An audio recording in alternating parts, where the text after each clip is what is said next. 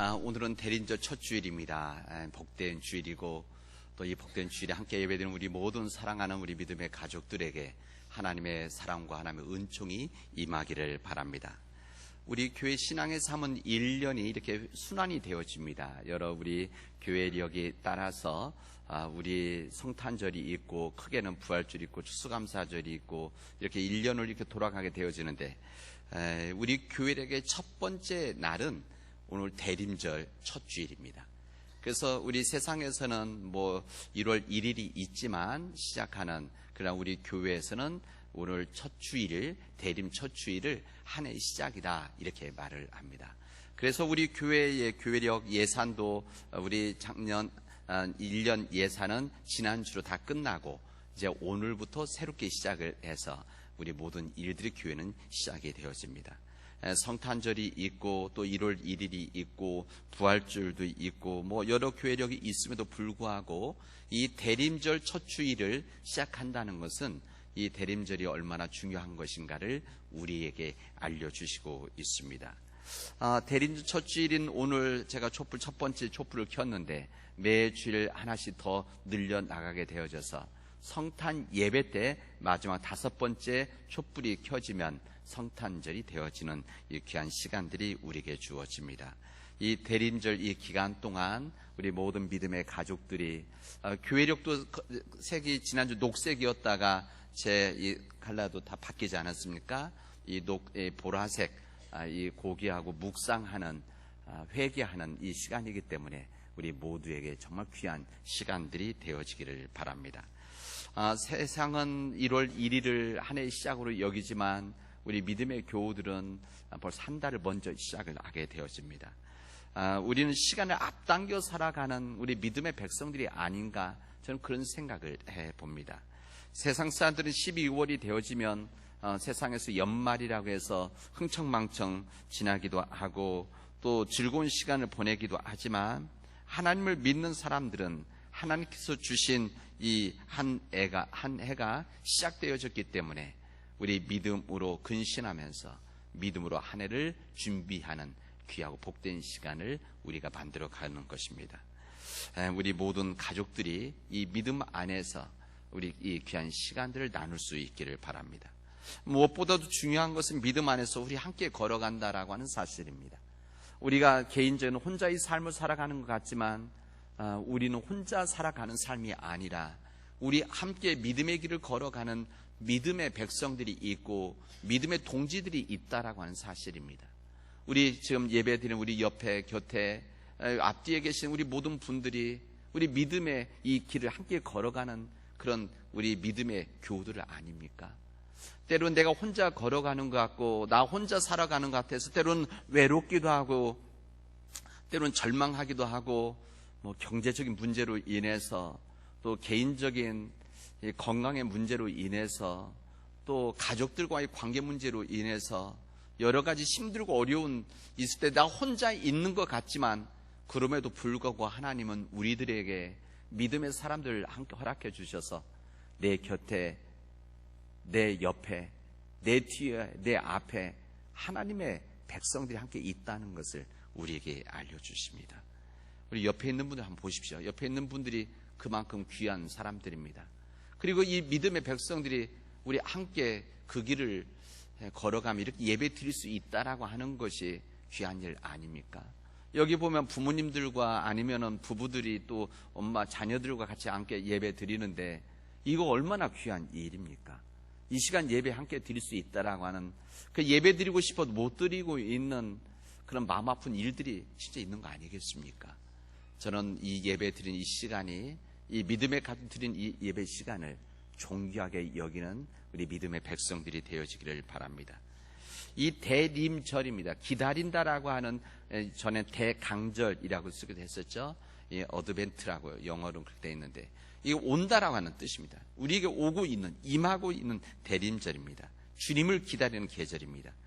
우리는 세상에 성탄절 앞두고 크리스마스 성탄의 선물을 기다리는, 연말의 선물을 기다리는 그런 시간이 아니라 우리에게 오셨던 거룩한 탄생하셨던 예수 그리스도, 그리고 우리에게 다시 오시겠다고 약속해 주셨던, 우리에게 복으로 축복해 주셨던 그 다시 오실 주님을 기다리는 거룩한 절기라고 할 수가 있습니다. 우리 주님은 이 세상에 이미 아기 예수로 오셔서 이 땅에 오셔서 우리에게 사랑과 평화를 알려주시고, 사랑과 평화의 길을 알려주시고, 또 사랑과 평화의 길을 십자가에서 완성시켜 주셨던 그 예수 그리스도가 우리에게 임했다는 것을 우리는 기억하고, 그 오신 예수님을 축복하는 그런 기간이자, 다시 이 땅에 우리에게 다시 오실 주님을 기다리는 그런 기간이기도 합니다. 그래서 우리는 이미 오신 예수님과 다시 오실 예수 사이에 살아가는 우리들이라고 할 수가 있습니다. 인간에게 있어서 기다림이라고 하는 것은 참으로 중요합니다. 우리 인간에게서 기다림이 무엇을 기다리냐에 따라서 우리 인생의 삶들이 달라집니다. 내가 기다리는 것이 어떤 사람이, 그 사람이 어떤 사람인가, 아니면 내가 어떤 사람인가를 알라고 한다면 그 사람이 무엇을 기다리고 있는가를 물어보면 됩니다. 진정 내가 무엇을 기다리고 있는 사람인가, 무엇을 기다리고 기대하면서 살아가는 사람인가, 또 한 가지 기자, 내가 무엇을 해서 기도하는 사람인가. 그래서 어떤 사람, 다른 사람, 아니면 내 자신이 누구인가를 정확히 알라고 한다면 내가 무엇을 기대하고 기다리며 기도하고 있는가를 보면 내가 어떤 사람인지를 알게 되어집니다. 하나님을 믿지 않는 사람들은 어떻게 보면 이 세상 그 죽음을 기다리며 살아가는 사람들이라고 할 수가 있습니다. 이 죽음을 기다리는, 죽음을 향한 인생이라고 한다면 우리 믿는 자들은 우리 교회가 우리 믿음 안에서 알려주고 있는 그 하나님, 그 예수 그리스도를 기다리는 사람들이 아닙니까? 그 예수 그리스도를 기다리는 사람들을 우리는 무엇이라고 말하느냐? 크리스찬이라 이렇게 말을 하는 겁니다. 그 주님을, 동일하신 주님을 기다리는 이 크리스찬들이 하나님 앞에 예배 드린다는 것은 정말 귀하고 소중한 일입니다.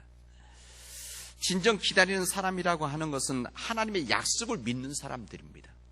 하나님의 약속을 믿고 미래에 우리 안에서 이루어질 하나님의 나라를 기대하면서 내가 있는 그 자리에서 최선을 다하면서 살아가는 것, 하나님께서 나에게 허락해 주신, 내가 때론 내 자신 느껴질 때 지극히 보잘것 없다고 하는 이 모든 것까지도 하나님은 나를 통해서 하나님의 귀한 역사를 만들어 간다는 것을 알고 그 부르심 앞에 우리 신실하게 살아가는 것, 그리고 신실하게 섬기는 것, 그리고 신실하게 사랑하는 것, 이것이 이 대림절에 살아갈 우리가 이유가 되어지는 겁니다.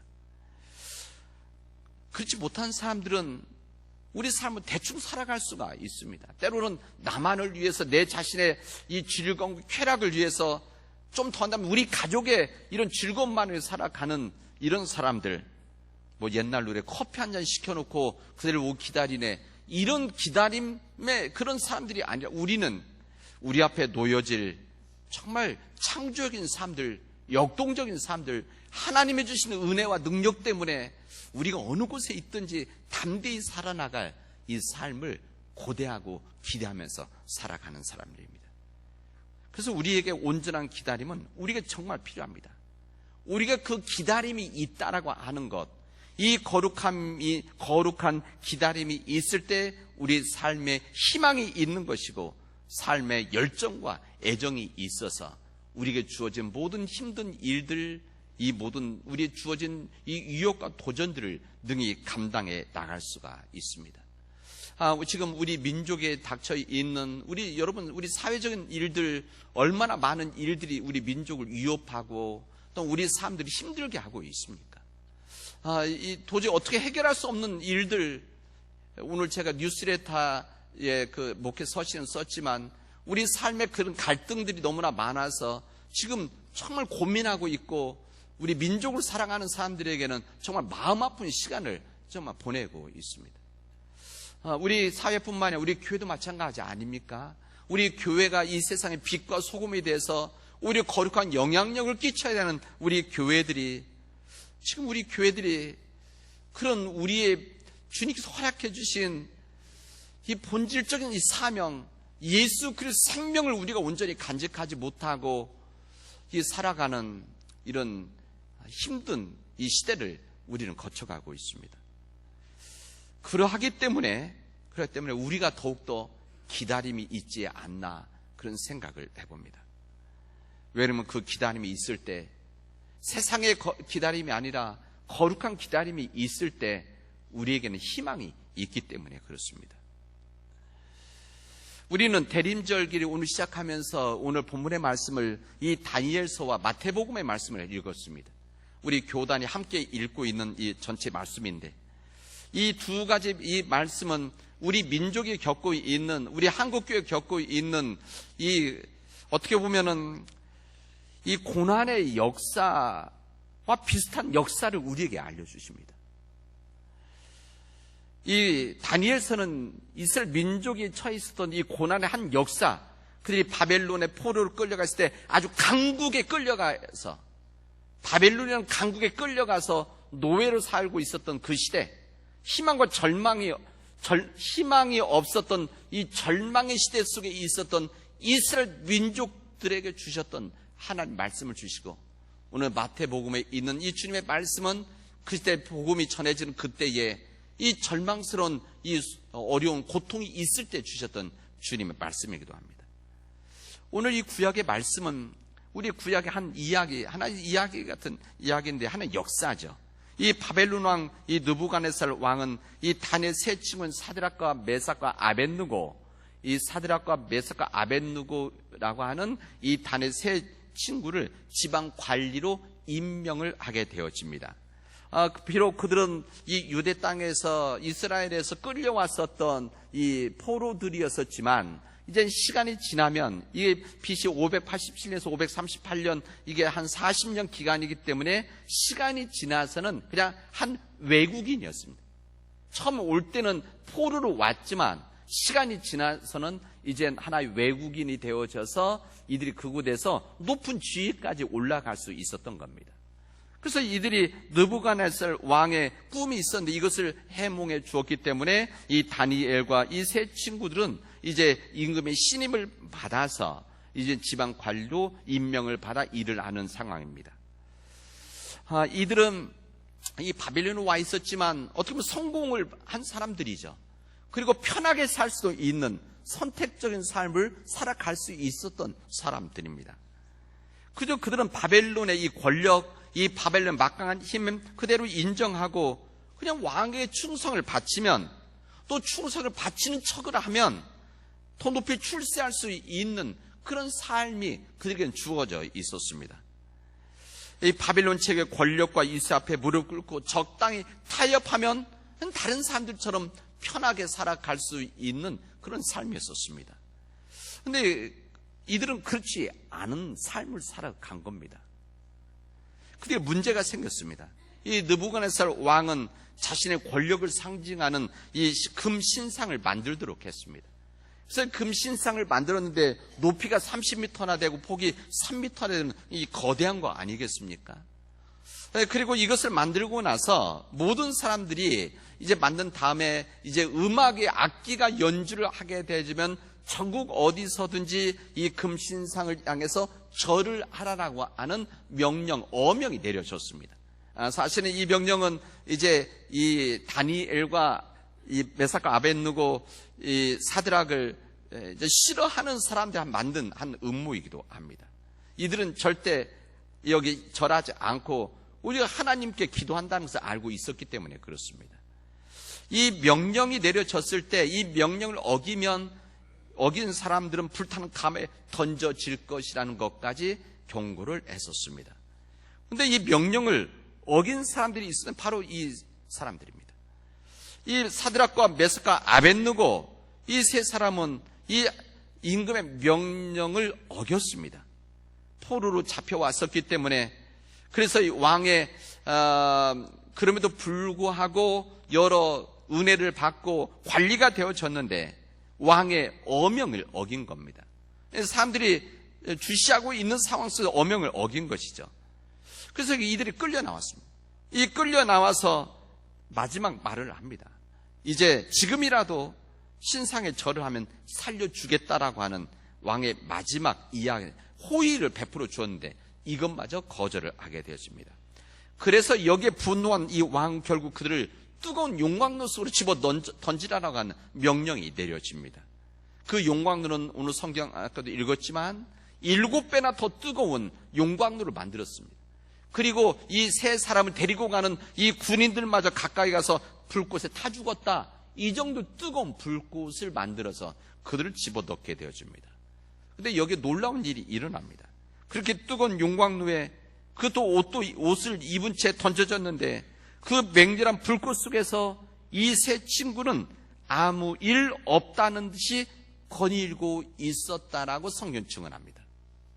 이 불꽃, 이 뜨거운 불꽃, 7배나 뜨거운 이 용광로 속에 들어갔던 이 세 사람이 타 죽지 않고 거닐고 있었다, 그런 이야기.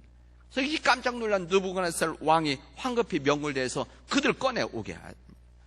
그들 나왔을 때 몸이 상하지 않고 옷도 타지 않았고 불탄 냄새조차 나지 않는 그런 놀라운 일들이 그 후대에 이루어졌다고 증언합니다.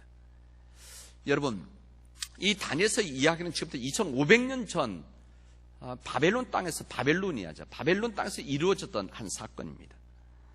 저는 이 말씀을 읽으면서 단순히 이스라엘 한 역사가 아니라 우리 시대 속에서 읽어야 되는 한 이야기다, 하나님의 역사라고 저는 그렇게 느껴지고 오늘 말씀을 전하는 겁니다. 신상에 절하라고 하는 어명을 어기고 이 다니엘의 세 친구는 뜨거운 용광로에 던져진 겁니다. 이 뜨거운 용광로 들어가지 않는 이 방법은 절하는 것이죠. 이 세상의 권력과 이 힘 앞에 절하는 겁니다. 이게 바로 그 당시 있었던 세상의 질서입니다. 그리고 세상에 편하게 살아나갈 수 있는 방법입니다. 그리고 세상에서 성공할 수 있는 길이라는 것을 오늘 성경은 우리에게 알려줍니다. 근데 이 길을 이 세 사람은 거부를 했다, 이런 이야기입니다. 우리가 살아가고 있는 우리가 살아가고 있는 이 세상은 우리가 하나님의 말씀을 가지고 주님의 복음을 가지고 편안히 살아갈 수 있는 그런 만만한 땅이 아닙니다. 여러분도 느끼고 저도 느낍니다.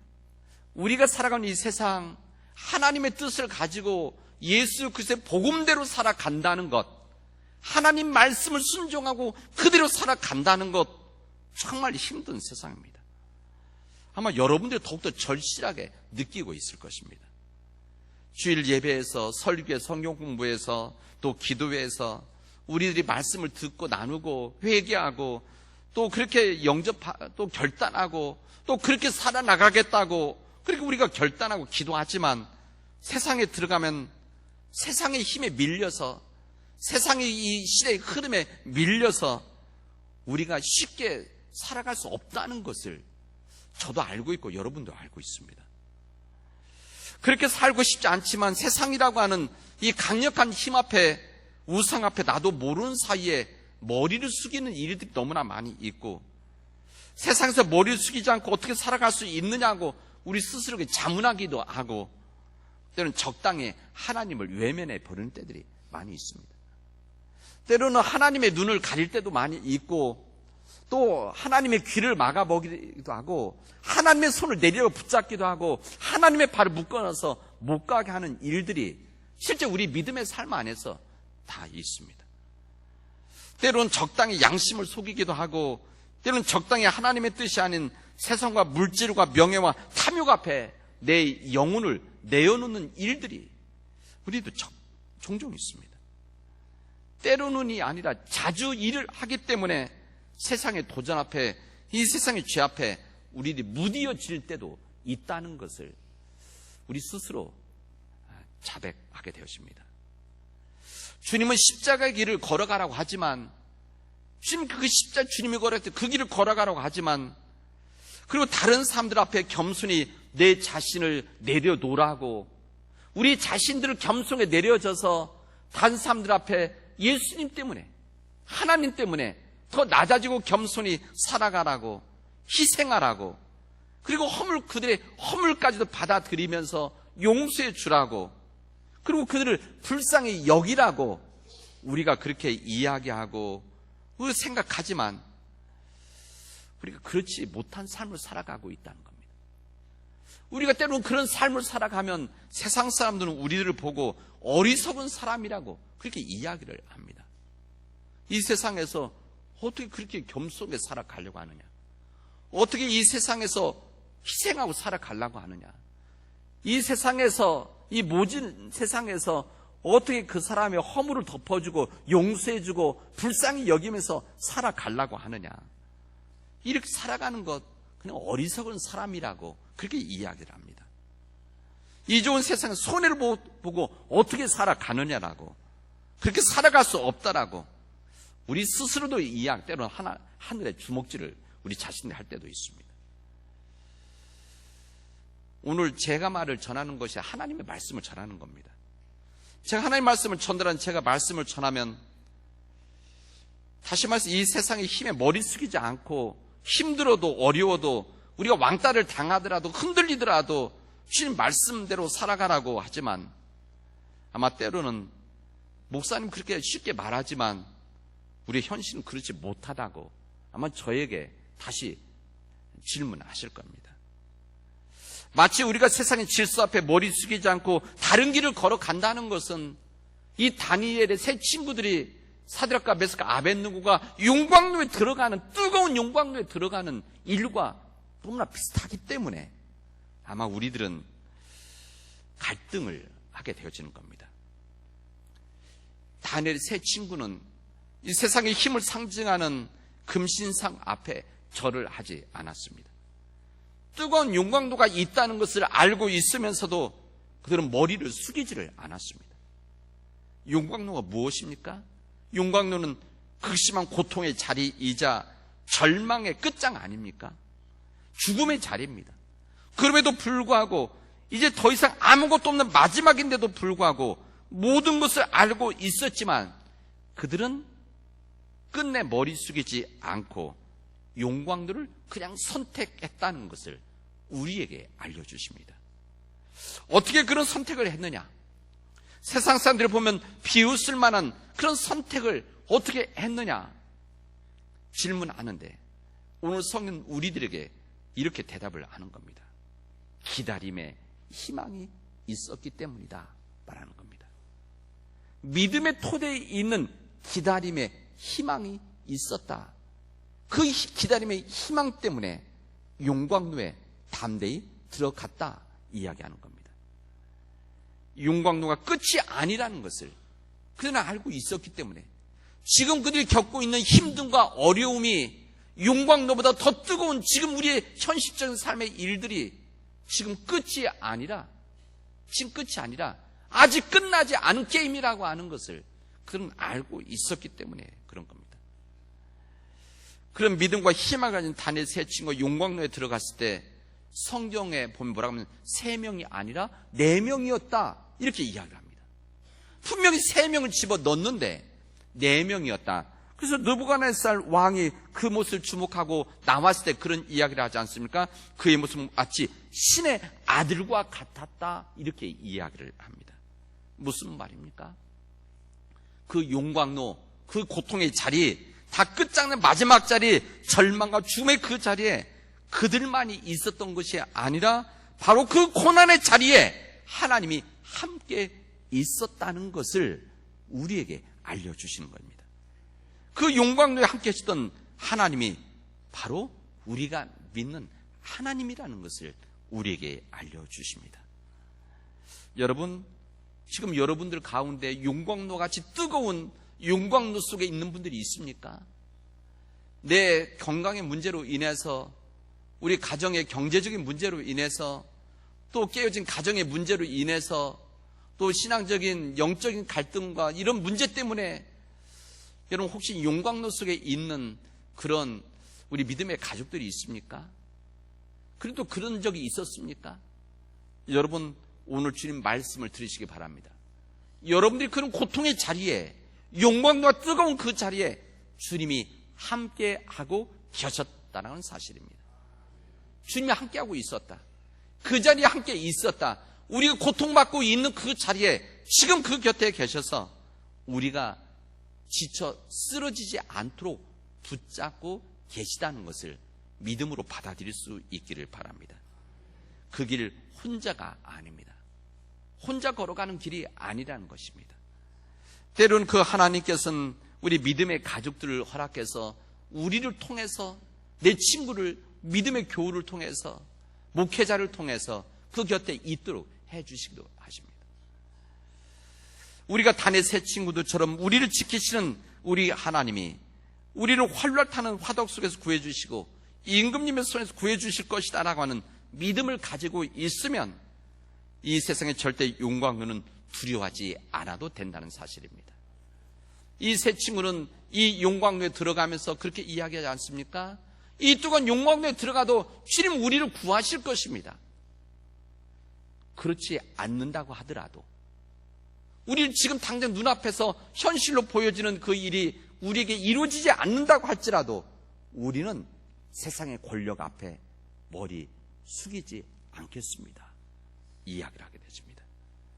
세상의 바람에 휩쓸리지 않고 타협하지 않고 주님의 말씀대로 살아가면 우리 하나님은 나와 함께하고 있다는 것을, 맹렬한 불꽃이 있어도 우리 털끝 하나도 건드리지 않는다는 것을 우리 믿음으로 받아들이시고 우리에게 주어진 이 믿음의 길들을 걸어갈 수 있기를 바랍니다. 우리에게 주어진 힘들고 어려운 일이 있을 때 기다림의 희망, 믿음의 반석 위에 있는 이 기다림의 희망을 가지고 여러분 좌우로 흔들리지 말고 약해지지 말고 낙심하지 않고 그 믿음의 담대한 길을 걸어갈 수 있기를 바랍니다. 여러분, 우리가 믿음을 지킨다는 것은 쉬운 일이 아닙니다. 하나님의 나라를 증거하며 살아간다는 것 더욱 어려운 일들입니다. 때가 악하기 때문에, 때가 점점 어두워지기 때문에 그렇습니다. 우리 주님께서는 요한복음의 말씀에 이 양을 이리때 보내는 것과 같다 이렇게 말씀하지 않습니까? 한번 생각해 보십시오. 목자라고 한다면 이 어린 양을, 그냥 양을 이리때에 그냥 보낼 수가 있겠습니까? 그러나 주님 주신 말씀은 그럼에도 불구하고 하나님은 함께 하셔서 지키신다. 걱정하지 말아라. 염려하지 말아라. 무슨 말을 할까 두려워하지 말아라. 네 안에 계신 성령님이 말할 것이다 라고 하는 이 말씀으로 우리에게 힘을 주시고 용기를 주십니다. 여러분, 세상 앞에 두려워하지 맙시다. 우리가 두려워한다는 것은 우리 안에 하나님을 모시지 않으면, 내 안에 세상을 가지고 있으면 우린 두려워하게 되어지는데, 우리 안에 하나님을 모시고 있는 한, 우리가 주님을 믿고 있는 한 우리는 세상의 힘 앞에 두려워하지 않아도 됩니다. 여러분, 두려워하지 않는 믿음을 가지고 담대한 믿음의 삶을 살아나가기를 주님의 이름으로 축원합니다. 기도합시다. 하나님 감사합니다. 오늘 저희들에게 귀한 은혜 주셔서 믿음의 길을 걷게 하여 주시오니 감사를 드립니다. 하나님, 이 세상 앞에 두려워하지 않도록 하나님 우리를 붙들어 주시고 우리를 은혜로 역사하여 주시옵소서. 우리를 지키시고 구원해 주시는, 보호해 주시는 하나님의 은혜가 있음을 믿고 그 믿음으로 담대히 나가도록 인도하여 주시옵소서. 예수님의 이름으로 기도합니다. 아멘.